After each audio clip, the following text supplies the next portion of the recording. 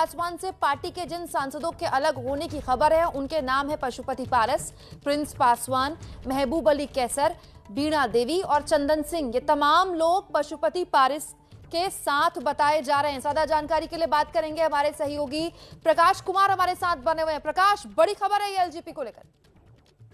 बिल्कुल, ये जब से विधानसभा चुनाव हुआ था उसके पहले से ये बात चली आ रही थी कि यहाँ पर लोजपा में यानी लोक जनशक्ति पार्टी जिसके राष्ट्रीय अध्यक्ष चिराग पासवान है, उनकी अगुवाई में चल रही है, लेकिन ज्यादा दिन तक टिकेगी नहीं।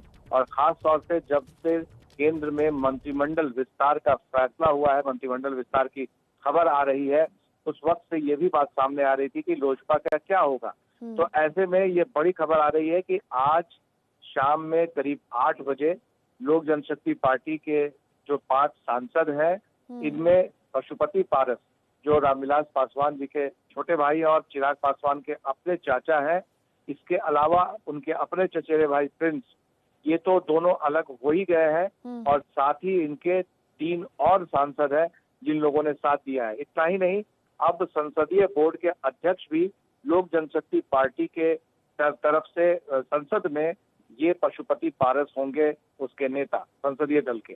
तो जाहिर है कि अब लगभग साफ हो चुका है कि लोजपा में बड़ी टूट हो गई है, बगावत है एक तरह से कहा जा सकता है। ये तैयारी हो रही है कि चिराग पासवान को भी पार्टी से हटा दिया जाए, निकाल दिया जाए। इसी के तैयारी के तहत ये पहला कदम है। और ये बताया जा रहा है कि इस पूरी टूट के पीछे जेडीयू के एक बड़े सांसद है और नाम काफी करीबी है नीतीश कुमार के, वो कई दिनों से ऑपरेशन कर रहे थे। जेडीयू के एक नेता है जो इस बीच में लगे हुए थे इस कड़ी में, और फिर आखिरकार ये टूट हो गई है। और लोकसभा के जो अध्यक्ष हैं ओम बिरला जी, उनके पास ये लोग गए हैं, जो पत्र दे करके आए हैं। कल जब सचिवालय लोकसभा सचिवालय खुलेगा तो उसके बाद ये उम्मीद की जा रही है कि इसका नोटिफिकेशन जारी हो जाएगा। लेकिन अब देखना होगा कि इस राजनीति का क्या असर होता है। प्रकाश, चाचा पशुपति पारस अकेले अलग नहीं हुए हैं, वो उनके साथ प्रिंस, उनके भाई भी जा रहे हैं और बाकी सांसद भी जा रहे हैं। मतलब चिराग पासवान अकेले रह जाएंगे, पूरी पार्टी एक तरफ हो गई और एक तरह से चिराग पासवान को पार्टी से अलग करने की तैयारी है ना। ये तो इसका मतलब ये 1-2 दिन का काम नहीं होगा, ये रामविलास पासवान के इंतकाल के बाद से और तेजी पकड़ ली होगी इस काम ने। देखिए, जब से चिराग पासवान नीतीश कुमार के खिलाफ बिहार में चल रहे थे, और इसमें कोई शक नहीं है कि नीतीश कुमार की पार्टी जो 43 सीटों पर विधानसभा में आई है, इसके पीछे लोजपा का बहुत बड़ा हाथ रहा है। क्योंकि इन्होंने बीजेपी के और जेडीयू के जो बागी विधायक थे या बागी जिन्हें टिकट नहीं मिला था, उन्होंने टिकट उतारा था और ऐलान कर दिया था कि जेडीयू के खिलाफ ही उनके कैंडिडेट होंगे। तो ऐसे में बड़ा नुकसान जो हुआ है जेडीयू को, वो लोजपा की तरफ से हुआ था। तो ऐसे में एलजेपी पर ही निशाने पर लगाया गया था और यही तीर लगातार छोड़ा जा रहा था जेडीयू की तरफ से। और आखिरकार उसमें चिराग पासवान को एक तरह से ये धक्का लगा है पार्टी में और परिवार में भी। न सिर्फ पार्टी में टूट हुई है, बल्कि एक तरह से ये कहा जा सकता है कि जिसे उनके पिता रामविलास पासवान सभी भाई और भतीजे सबको साथ लेकर के चलते थे, तो ऐसे में परिवार में भी ये टूट मानी जाएगी कि किस तरह से अपने चाचा और अपने चचेरे भाई ने भी चिराग पासवान का साथ छोड़ दिया। तो ऐसे में ये कहना अभी गलत होगा कि अभी आगे की जो सियासत है उसमें चिराग पासवान की अब क्या भूमिका होगी, कैसे वो मैनेज करते हैं। क्योंकि खुद को वो बीजेपी के साथ बताते थे, बीजेपी में नरेंद्र मोदी को नेता बताते रहे थे पूरे चुनाव के दरमियान भी, उसके बाद भी। लेकिन अब उनका क्या कदम होगा और कैसे वो आगे बढ़ते हैं, ये देखना दिलचस्प होगा। और वहीं पार्टी में टूट और परिवार में टूट भी अब राजनीतिक गलियारों में चर्चा का विषय। प्रकाश, आपने केंद्रीय मंत्रिमंडल में जो विस्तार हो रहा है उसकी बात की। मैं कहूंगी अगर जेडीयू का भी आप कहीं इसमें पीछे भूमिका मानते हैं बैक चैनल, तो क्या राज्य में भी कहीं अपनी स्थिति पशुपति तलाश रहे हैं? राज्य में सत्ता के भीतर अपनी कोई भूमिका तलाश रहे हैं क्या? देखिए, पशुपति पारस जो है वो सांसद है और जो उनके भाई थे रामविलास पासवान, उन्हीं के सीट पर से वो चुनाव लड़े थे। और ये रामविलास पासवान जी वो राज्यसभा से चले गए थे। तो अभी फिलहाल जो केंद्र की राजनीति है उसमें उथल पुथल दिख रहा है। और दूसरी तरफ जेडीयू के राष्ट्रीय अध्यक्ष जो आरसीपी सिंह है, उन्होंने भी कहा है कि जो केंद्र में मंत्रिमंडल विस्तार होता है तो उसमें भी उन्हें जगह चाहिए। तो एक सीधी मांग उन्होंने रख दी है। तो ये भी देखा जा रहा है कि मंत्रिमंडल विस्तार से ठीक पहले लोक जनशक्ति पार्टी में टूट, क्या ये जो टूटे हुए नेता हैं उनमें से मंत्री बनेंगे, और दूसरी तरफ जेडीयू के भी नेता है, देख रहे हैं कि क्या उनका भी मंत्रिमंडल विस्तार में जगह उन्हें भी मिलेगा। तो ये कुल मिलाकर बात है कि मंत्रिमंडल विस्तार से पहले चिराग पासवान की पार्टी में टूट होना और फिर आगे की राजनीति के तहत परिवार में टूट होने से कितना नुकसान पहुंचता है और कितना ठंडक पहुंचेगी जेडीयू के नेताओं को, जो नुकसान लोक जनशक्ति पार्टी की वजह से बिहार विधानसभा में उठाना पड़ा। और अब भी पार्टी के नेता और यहाँ पर कहते हैं लोग कि 43 प्रकाश हमारे साथ आप लगातार बने रहिए। एलजेपी नेता हमारे साथ जुड़ गए हैं, उनसे बात करते हैं। हमारे साथ अनिल सधू जी जुड़े हुए हैं। अनिल जी, बहुत शुक्रिया आपका एबीपी न्यूज पर वक्त देने के लिए। ये क्या खबर सुन रहे हैं सर हम? 6 पार्टी 6 जी नमस्कार मैम। सबसे पहले तो मैं एलजेपी में नहीं हूँ जी, मैं आरजेडी में हूँ, SC/ST प्रकोष्ठ का स्टेट प्रेसिडेंट हूँ बिहार का जी। हाँ, मैं एलजेपी में नहीं हूँ। एलजेपी जी, चलिए मैं करेक्ट कर देती हूँ, आप आरजेडी से हैं तो फिर सवाल अलग हो जाता है आपसे। ये कहा जा रहा है कि एलजेपी जो कि 6 सांसदों की फिलहाल पार्टी है बिहार में, वहां से 5 सांसद अलग हो रहे हैं और चिराग पासवान को एक तरह से उनकी पार्टी से बेदखल करने की तैयारी हो रही है। परिवार द्वारा परिवार में भी टूट हो गई, पार्टी में भी टूट हो गई। आरजेडी इसको किस तरह से देखती है? देखिए, इस पर हमारा अभी कोई टिप्पणी नहीं रहेगा। मैं भी सोशल मीडिया पर और आप लोग के द्वारा मुझे जानकारी मिल रही है। मैं भी ये देख रहे हैं कि क्या होने वाला है, लेकिन अभी इतना जल्दीबाजी कोई टिप्पणी करना जल्दीबाजी होगा। प्रकाश आप कुछ पूछना चाहेंगे? अनिल साधु जी, आप लगातार चिराग पासवान पर हमला करते रहे और उन पर पार्टी तोड़ने का और जो परिवार में तोड़ने का, साथ लेकर नहीं चलने का आपने हमेशा से ये कहा है। तो ऐसे में क्या लग रहा है कि पार्टी में और परिवार में टूट ये होना ही था या कोई और वजह है? देखिए प्रकाश जी, अभी तो सोशल मीडिया और आप लोग के माध्यम से अभी हमें जानकारी मिली है और अभी कोई हमारे पास कोई विश्व सूत्रों से कोई जानकारी मिली नहीं है। यदि ऐसा होगा तो फिर हम आप लोग के सामने फिर मैं आऊंगा। साधु साहब, अगर मेरी जानकारी सही है, के साथ है या फिर चिराग पासवान के जो चाचा है पशुपति पारस, किसके साथ रहेंगे आप? ऐसी स्थिति आती है तो वो आने वाला समय बताएगा। इतना जल्दीबाजी बोलना ठीक नहीं रहेगा। चलिए, बहुत शुक्रिया आपका, बहुत शुक्रिया आपका साधु साहब, आप जुड़े हमारे साथ।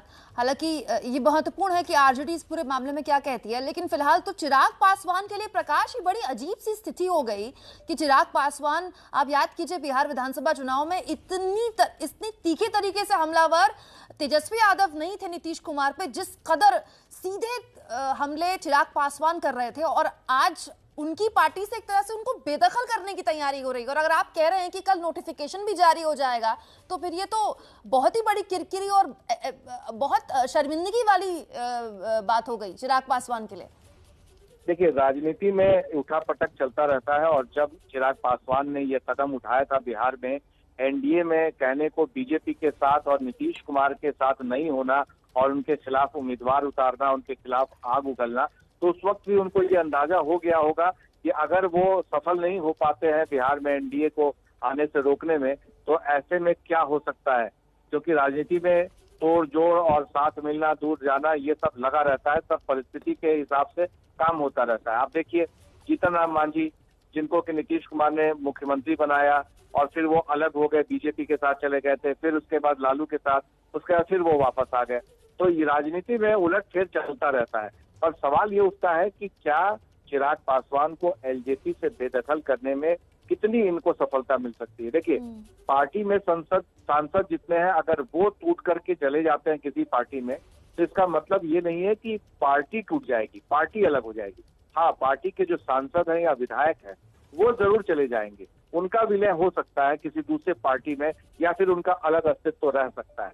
पर पार्टी में सिर्फ सांसद या विधायक या विधान पार्षद नहीं होते हैं, बल्कि इसके अलावा पार्टी के जो मेंबर्स होते हैं, जो उनकी कार्य समिति होती है, कमेटी होती है, नेशनल एग्जीक्यूटिव होता है, वो सब कुछ होता है। तो उसमें क्या टूट होती है, क्या उसके लोग चिराग पासवान नहीं प्रकाश, मैं ये सवाल आपसे इसीलिए पूछा था मैंने क्योंकि चिराग पासवान, रामविलास पासवान के बाद पार्टी में अपने आप को एक उनकी लेगेसी आगे बढ़ाते हुए दिखाई दे रहे थे विधानसभा चुनाव में जिस तरह से उन्होंने प्रचार किया। ऐसे में अगर ये स्थिति होती है पार्टी की कि उनको अलग कर कर पार्टी अपना प्रतिनिधि चुन रही है, पार्टी एक अलग दिशा में जा रही है, तो फिर उनके इस बात पर भी सवाल उन पर उठेंगे ना कि वो जिस पार्टी को लीड कर रहे हैं, जिस पार्टी की लेगेसी को आगे बढ़ा रहे हैं, वो पार्टी उनको स्वीकार नहीं कर रही है। देखिए, आप याद करें अगर विधानसभा चुनाव के वक्त को, तो आपने देखा होगा कि चिराग पासवान के इस फैसले के साथ ज्यादातर सांसद नहीं थे, ज्यादातर नेता नहीं थे, क्योंकि वो समझ नहीं पा रहे थे कि आखिर चिराग पासवान करना क्या चाहते हैं। ना इस पार है ना उस पार है, और वो किधर जाना चाहते हैं। बीजेपी में नरेंद्र मोदी को नेता भी मान रहे हैं और नरेंद्र मोदी के साथ जो लोग हैं उनके खिलाफ भी बोल रहे हैं। तो ये कई लोग जो सांसद आज अलग हुए हैं, इन लोगों ने भी आवाज उठाई थी, लेकिन उस वक्त ये लोग चुप हो गए थे क्योंकि उस समय में पिता का निधन हुआ था चिराग पासवान जी के, जिस वजह से ये लोग ज्यादातर आगे नहीं बढ़ पाए थे। हमने ही इंटरव्यू किया था बहुत सारे नेताओं का, जिन लोगों ने खुल करके तो नहीं लेकिन दबी जुबान में बोला था कि इस राजनीति का क्या असर होगा। तो ऐसे में विरोध तो उस वक्त से ही शुरू हो गया था, लेकिन अब केंद्र की राजनीति, अब इसको ऐसे समझिए कि वहां पर केंद्र में मंत्रिमंडल का विस्तार होना है। इन सांसदों का कोई भविष्य नहीं दिख रहा था कि मंत्री बनेंगे या किधर है, क्योंकि बीजेपी भी तय नहीं कर पा रही थी कि वो एनडीए में है, जो कि जेडीयू है, जेडीयू का विरोध था। और तो ऐसे में कहीं ना कहीं इनको तो फैसला लेना ही था, ये बताने के लिए कि चिराग पासवान का जो फैसला था उस वक्त का वो गलत था, और अब वो एनडीए का हिस्सा बनना चाहते हैं या एनडीए के साथ रहना चाहते हैं, खुल करके साथ रहना चाहते हैं, नीतीश कुमार के साथ भी और बीजेपी के साथ भी। क्योंकि जब तक चिराग सभी सांसदों के नेता रहेंगे तब तक उनका लाइन ऑफ एक्शन सही नहीं हो पाता, क्योंकि जेडीयू का भी विरोध था कि चाहे कुछ हो जाए चिराग पासवान को मंत्रिमंडल में नहीं लाना है, अब साथ नहीं लाना है। बीजेपी ये जोखिम नहीं ले सकती थी कि नीतीश कुमार को नाराज करके चिराग पासवान को अपने एनडीए में शामिल कर ले। तो ऐसे में चिराग पासवान को छोड़ करके जितने 5 नेता थे, ये सभी लोग नेताओं ने अपना संसदीय दल नेता चुन लिया पशुपति पारस को, ताकि ये तय हो जाए कि आगे का लाइन ऑफ एक्शन इन नेताओं का क्या होगा और वो खुल करके एनडीए के साथ रह सके, बिहार में भी और केंद्र में भी। यही पूरी राजनीति। जी, बहुत शुक्रिया आपका प्रकाश, बहुत विस्तार से आपने इस पूरी खबर को विश्लेषित भी किया, दर्शकों को बताया भी, और चिराग पासवान के लिए आगे की राह कितनी मुश्किल है जाहिर तौर पर अब उनको खुद ही तय करना होगा। आगे बढ़ते हैं, कुछ यही हाल राजस्थान कांग्रेस में भी है। जबरदस्त अंतर्कलह यहां से आ रही है खबरें। सीएम अशोक गहलोत और सचिन पायलट के बीच सब कुछ एक बार फिर ठीक नहीं चल रहा। सचिन पायलट अपनी मांगों को लेकर पिछले 2 दिनों से दिल्ली में मौजूद हैं। वहीं कांग्रेस के एक विधायक ने अपनी ही सरकार पर फोन टैपिंग का सनसनीखेज आरोप लगा दिया।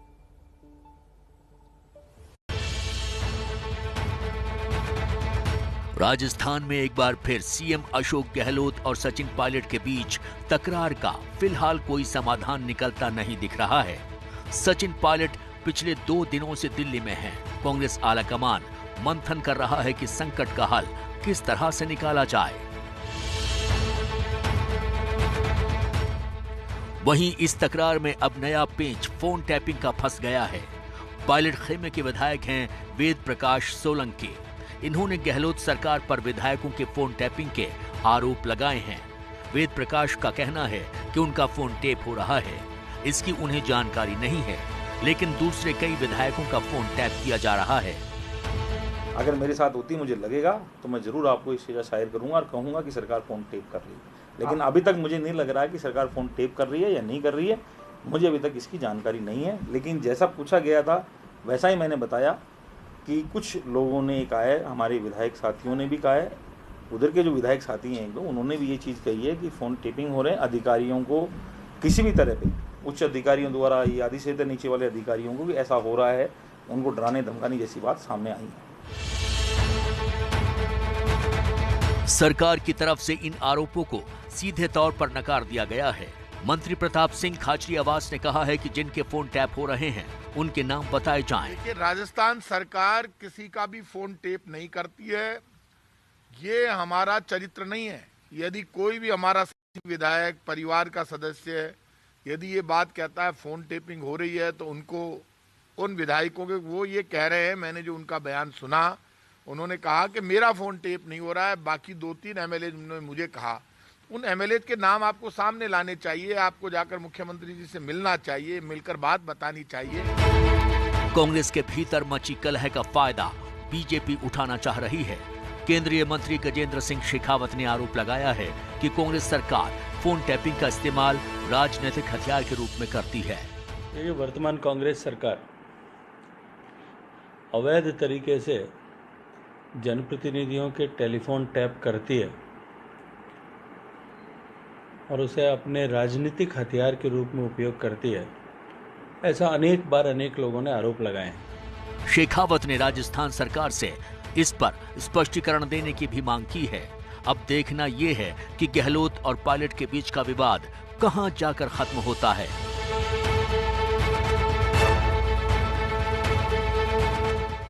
अब हम आपको दिखाने जा रहे हैं देश के उन परिवारों का दर्द जिन्होंने कोरोना के चलते अपने कमाने, खिलाने, भरण पोषण करने वालों को खो दिया। उन माँ पिता ने अपने कमाऊ पूत को खो दिया।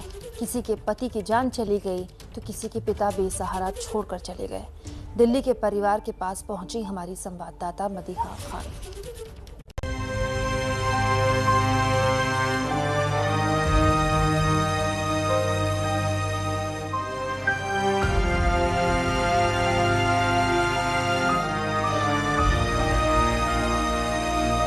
कोरोना जैसी आपदा ने मानो जैसे हर जिंदगी को बदल सा दिया है, लेकिन कोरोना का सबसे बड़ा संकट उन लोगों पर टूट पड़ा है जिन लोगों ने कोरोना के कारण अपने परिवार के कमाने वाले शख्स को खोया है। कुछ लोगों के घर से जो कमाऊ मेंबर थे, यानी कि जो अर्निंग मेंबर्स थे, उनकी डेथ हो गई कोरोना के कारण। तो इस वक्त मेरे साथ कांता गुप्ता जी मौजूद हैं। इनकी फैमिली से इनके हस्बैंड की कोरोना के कारण डेथ हुई है। कब सर की डेथ हुई, कितना वक्त हुआ और क्या हुआ था? मतलब बुखार हुआ था दशहरे के बाद बुखार था। बुखार 5-6 दिन हमने घर में दवाई दी, जो भी डॉक्टर से पूछ के। फिर 5 दिन बाद मैंने डॉक्टर पे दिन लेके गई। उन्होंने कहा कोरोना टेस्ट करा लो। कोरोना यहाँ उस दिन हो नहीं रहा था, इस चक्कर में हम अम्बेडकर हॉस्पिटल में ले गए।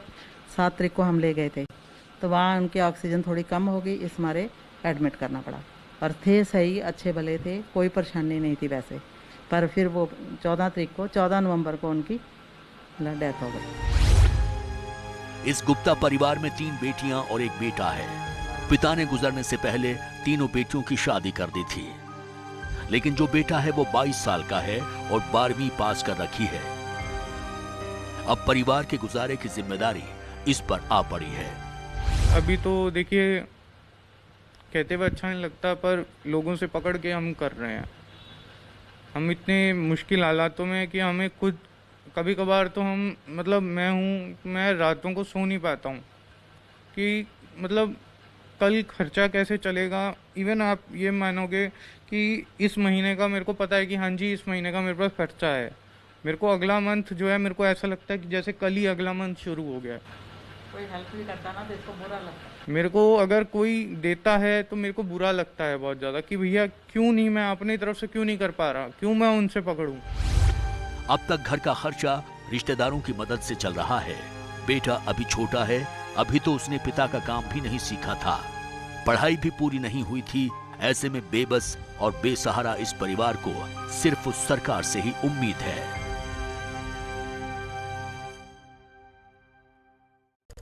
कोरोना की वजह से अनाथ हुए बच्चों की एक खबर का असर तो हुआ। मध्य प्रदेश के मुख्यमंत्री ने सीहोर जिले के अनाथ बच्चों को राहत दी, लेकिन इसके साथ ही हम आपको एक और परिवार का हाल भी दिखाना चाहते हैं जिसे तुरंत मदद की जरूरत है। हमारा खर्चा उठाने वाला कोई भी नहीं। एबीपी न्यूज ने कल ही कोरोना की वजह से अनाथ बच्चों के भविष्य पर बड़ा सवाल उठाते हुए आपको खबर दिखाई थी। उस खबर का फौरन असर हुआ है। सीहोर जिले के अनाथ बच्चों के परिवार का पालन पोषण कौन करेगा, इसको लेकर बुधनी में 300 बेड के अस्थायी कोविड सेंटर का शुभारंभ करने आए मुख्यमंत्री शिवराज सिंह चौहान ने इन अनाथ बच्चों को मदद के तौर पर 5-5 हजार रुपए महीने देने और इसके अलावा पढ़ाई का खर्च उठाने का आदेश दे दिया है। बच्चों को जिनके माता पिता दोनों नहीं रहे हैं उनको 5,000 रुपया पेंशन देना हमने प्रारंभ कर दिया है। उसके अलावा उनकी निःशुल्क शिक्षा की व्यवस्था, राशन की व्यवस्था वो भी हम सारी करेंगे, लेकिन मैंने ये निर्देश और दिए हैं कि और भी अगर अनाथ बच्चे हैं तो उनकी भी पूरी चिंता करके उनके लिए भी योजना बना रहे हैं। अब आप इस वक्त जो तस्वीरें देख रहे हैं, जिसकी खबर दिखाना जरूरी है, ये वो परिवार है जो अब तक तो अपने घरों में महफूज था, खाने पीने की चीजों के लिए किसी का मोहताज नहीं था, लेकिन आज से ये परिवार भीख मांग कर गुजारा करने को विवश है।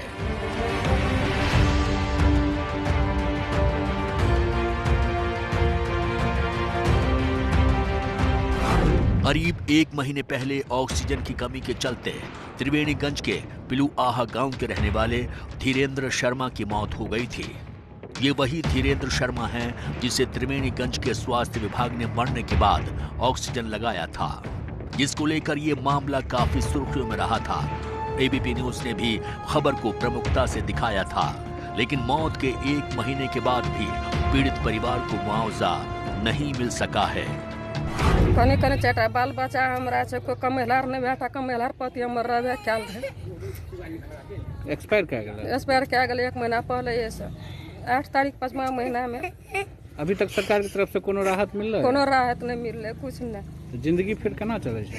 वही नहीं, एकरा से लेके ओकरा से लेके ओकरा ममत लागे से कोई दे से 10-5 टका हाथ के। आप अप्लाई करवाइए और जो सरकार का नियम है उसके अनुसार मुआवजा उनको मिलेगा, अगर यहाँ के निवासी उनको।